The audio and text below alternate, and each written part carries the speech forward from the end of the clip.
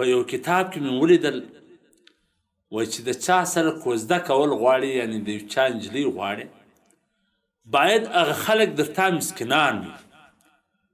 در ځان د ماړه سره به رشته نه کوې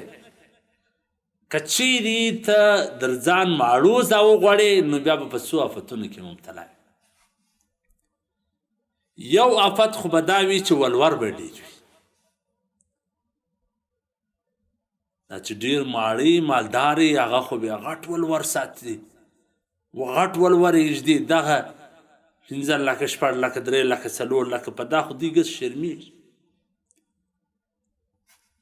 او دویم په راودولو کې به ټال مټول ډېر وي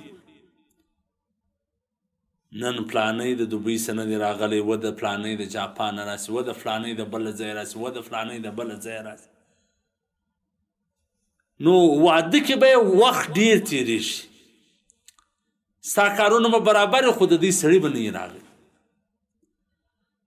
دریم خرچه به ډېره دسه غواړي ستا به د میاشتې ګرد آمدن 20,000 25,000 دا به خالي دا غواړي خرچه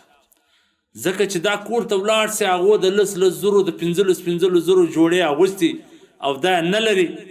نو بس بیا خو به چخنې درته کوي خبرې به درته کوي او ستا په کور کې زه په نس نه یم مړه هلته خو موږ غوښې وریجې خوړلې دلته خو په سبزي نه یم مړه کړ هر وخت به دغه چخنې او دا خبرې درته کوي او بل قرابت به خلک ډېر ورسره پالي مثلا نن دا فلانی واده دی بس دا بیایي نن د فلانی واده دی دا بیایي نن د فلانی واده دی دا بیایي نن د فلانی کوزده ده دا بیایي نن فلانی د سفر راغلی دی دا روانه ده نن بس بالا پورته سه کښته سه شواز سه سپاره سه شواز سه سپاره سه اوس د غریب دا چې وغواړې د هغه سره هېڅوک رشته نه پالي د خپلو قریبانو ودونه به یې هغه غریبه په خبره نه یعنې ته به په وسایې دا ډېره سپاره سه کښته سه ولاړه سه راسه دا به پکې نه